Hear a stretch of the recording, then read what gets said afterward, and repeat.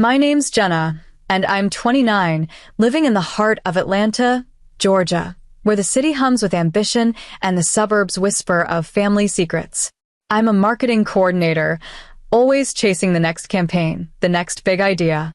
But if you told me a few years ago I'd be standing at the edge of a wedding disaster, I'd have laughed it off. Life has a way of throwing curveballs, and mine started way back when I was just a kid. Growing up, it was just me and my dad in a modest ranch-style house on the outskirts of Atlanta. My mom passed when I was 8. Cancer took her fast, leaving a hole I didn't know how to fill. I still remember her laugh, warm like summer evenings on our porch, but those memories are fuzzy now, like old photographs fading at the edges. Losing her made me cautious, like I was always waiting for the next loss.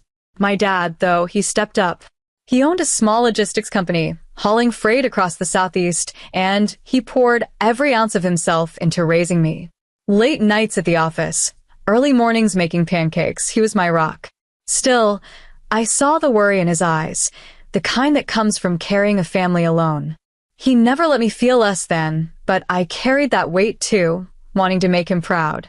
I wasn't big on dating. In high school, while my friends obsessed over prom dates, I was fine with my books and my part-time job at a local coffee shop. Love felt risky, like opening a door I wasn't sure I could close. I figured I'd be okay on my own, climbing the career ladder, maybe getting a dog someday.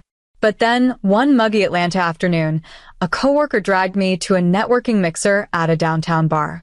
That's where I met Micah.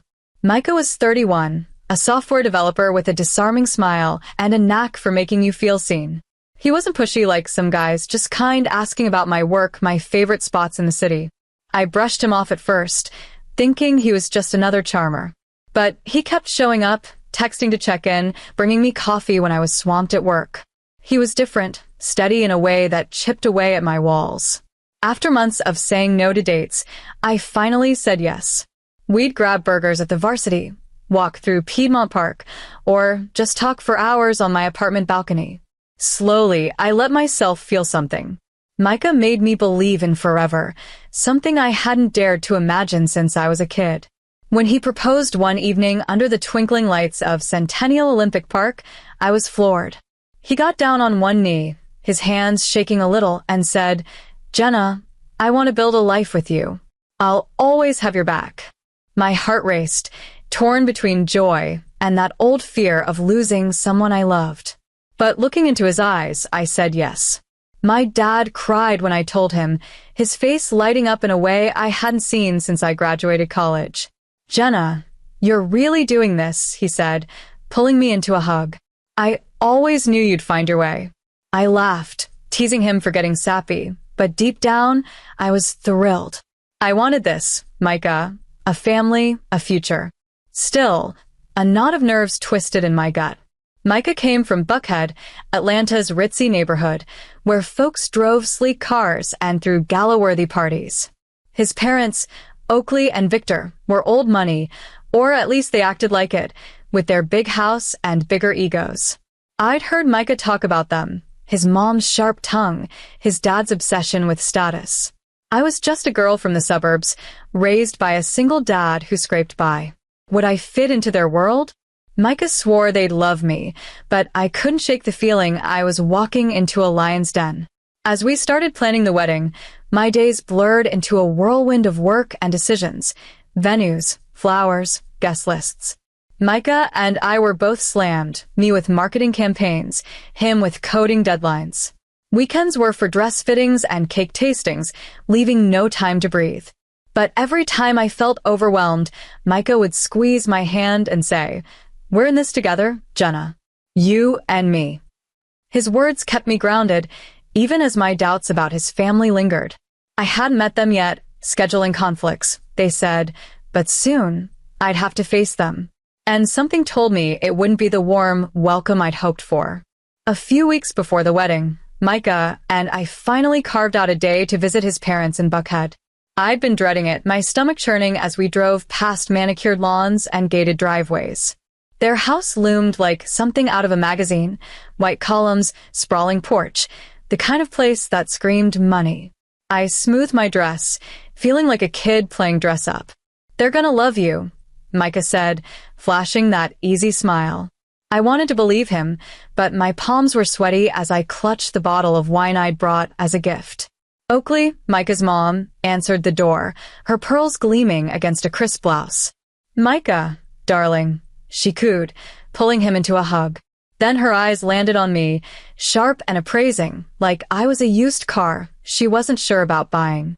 You must be Jenna, she said, her voice cool, her smile tight. I forced a grin, holding out the wine. Nice to meet you, Mrs. Caldwell. Thanks for having me. She took the bottle without a word, barely glancing at it, and ushered us inside. The living room was all high ceilings and polished furniture, but the air felt heavy, like a storm was brewing. Victor, Micah's dad, sat in a leather armchair, scrolling on his phone. He barely looked up as we walked in, muttering a quick hello before Oakley took over. So, Jenna, she said, sitting ramrod straight on the sofa. Tell me about yourself. Micah's our only son, our pride and joy. We need to know you're suitable. The word hit like a jab. Suitable? I swallowed hard, glancing at Micah, who just nodded encouragingly. I work in marketing, I started, trying to keep my voice steady. I grew up here in Atlanta, raised by my dad. I'm excited to join your family. Her eyes narrowed, scanning me like I was a puzzle she couldn't solve. Raised by her father alone, she said, her tone dripping with something I couldn't quite place. Pity, maybe, or disdain. That must have been challenging. No mother to teach you how to be a proper wife. My chest tightened.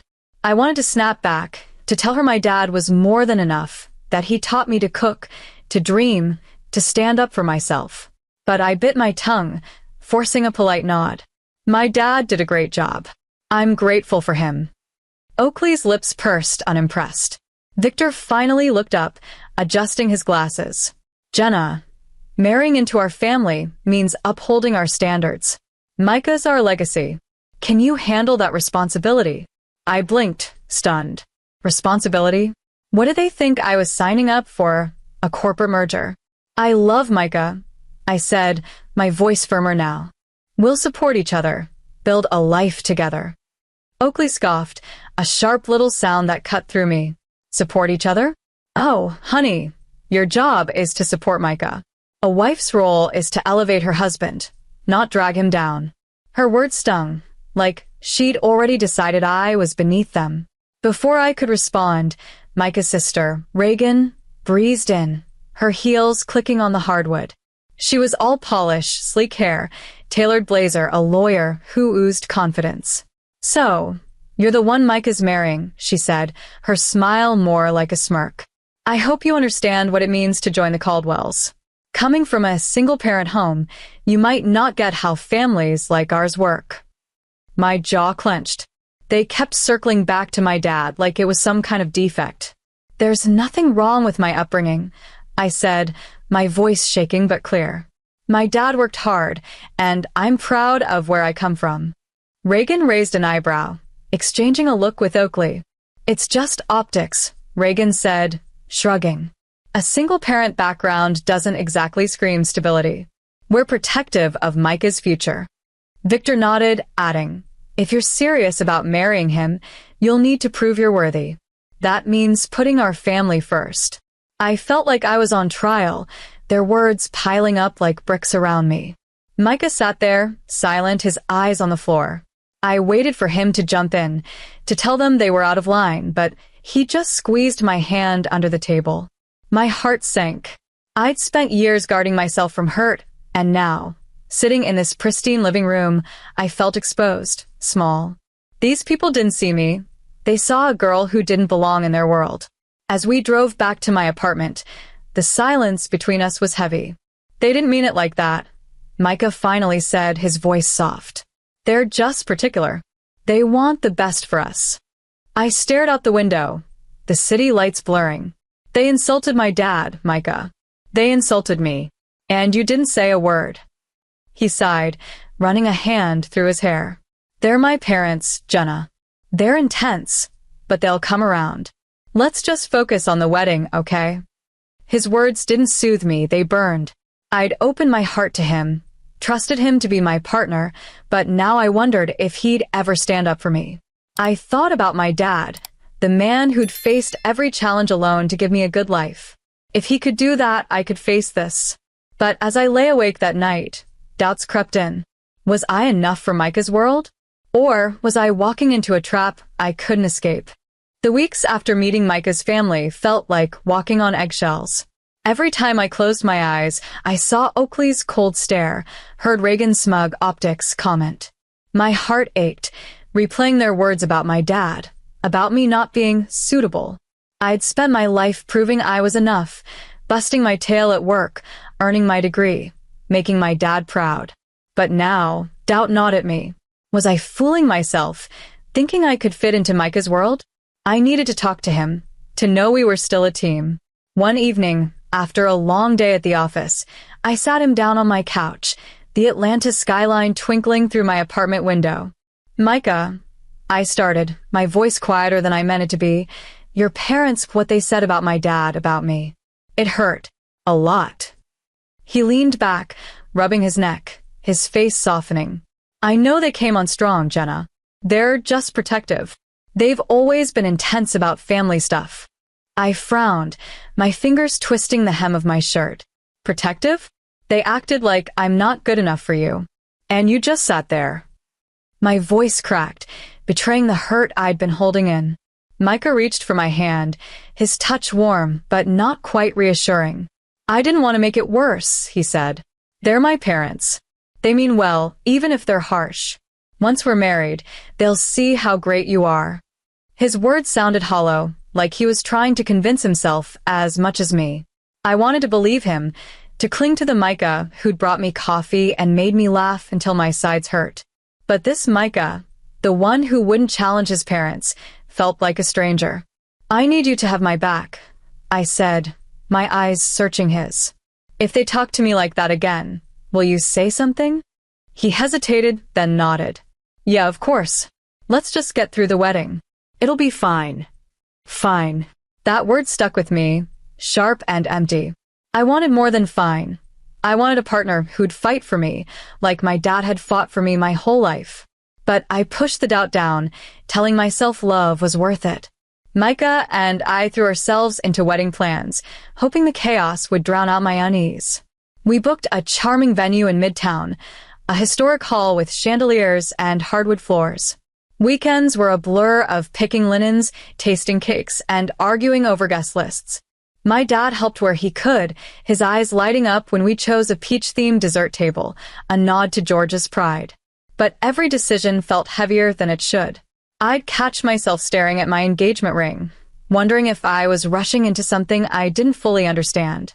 Micah was still sweet, still the guy who'd dance with me in my kitchen to old country tunes.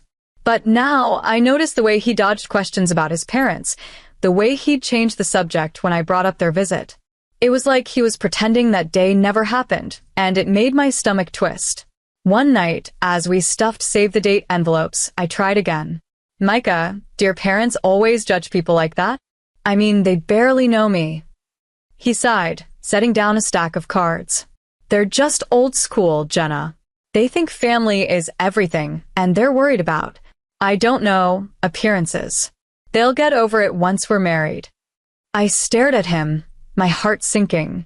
Appearances? So it's about me not being from Buckhead? Or because my dad raised me alone? He looked away, his jaw tight. It's not like that. They just want us to be a strong couple, like they are. A strong couple? I almost laughed. If that's what a strong couple looked like, tearing down someone's family, making demands, I wanted no part of it. But I didn't say that. Instead, I nodded, stuffing another envelope, my fingers trembling. I thought about my dad, how he'd faced the world alone to give me a home, a future. He'd never judged anyone, never made me feel small. If Micah couldn't see how wrong his parents were, what did that mean for us? As the wedding date loomed, I felt torn. Part of me wanted to run to my dad, to tell him I was scared. But another part, the part that loved Micah, that dreamed of a family, kept me moving forward. I told myself it was nerves, that once we were married, things would settle. But deep down, I knew I was lying to myself. Something was coming, something I wasn't ready for, and it felt like the ground was already shifting beneath my feet. The morning of my wedding felt like a dream I couldn't quite grasp. The Midtown venue glowed with soft lights, peach blossoms draped over every table, and the air buzzed with excitement. I stood in front of a mirror, my white dress hugging my frame, feeling like a stranger in my own skin. My dad walked in, his eyes misty as he adjusted my veil. "You're beautiful, Jenna," he said, his voice thick. "Your mom would be so proud." I hugged him tight, fighting back tears, trying to hold on to his words instead of the dread curling in my chest. Walking down the aisle with him, I saw Micah waiting, his smile wide but nervous.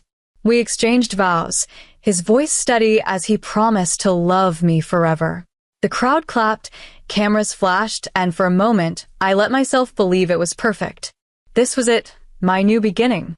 But as we moved to the reception, that fragile hope started to crack. The hall was packed with friends, co-workers, and relatives, all laughing and clinking glasses.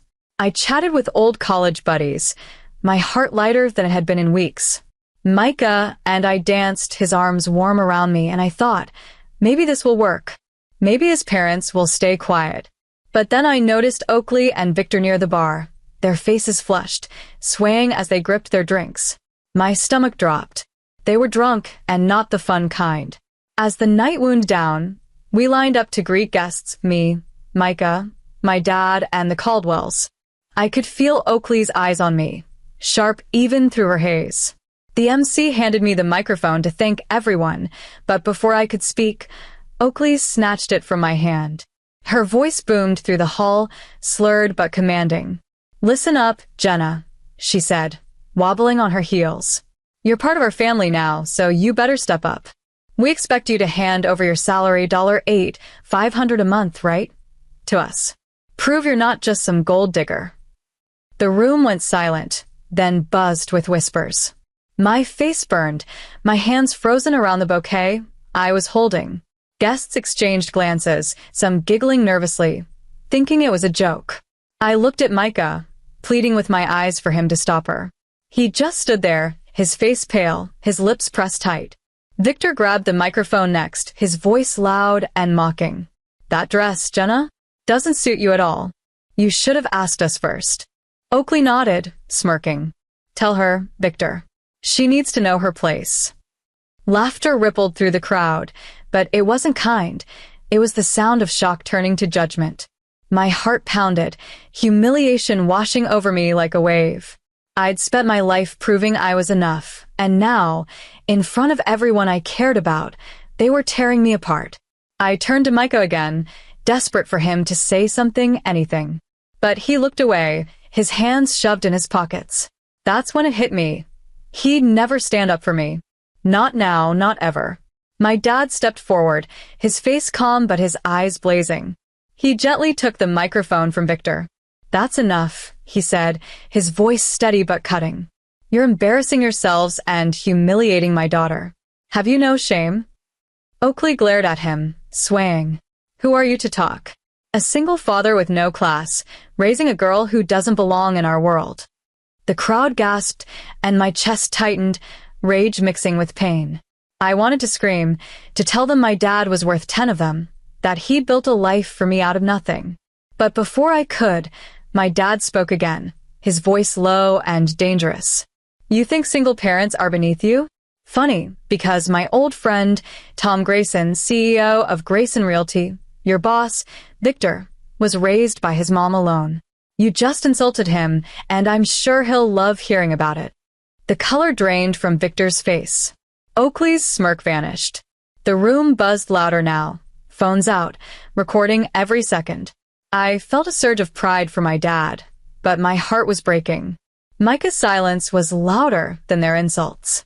I trusted him, loved him, and he'd let me stand alone in this nightmare.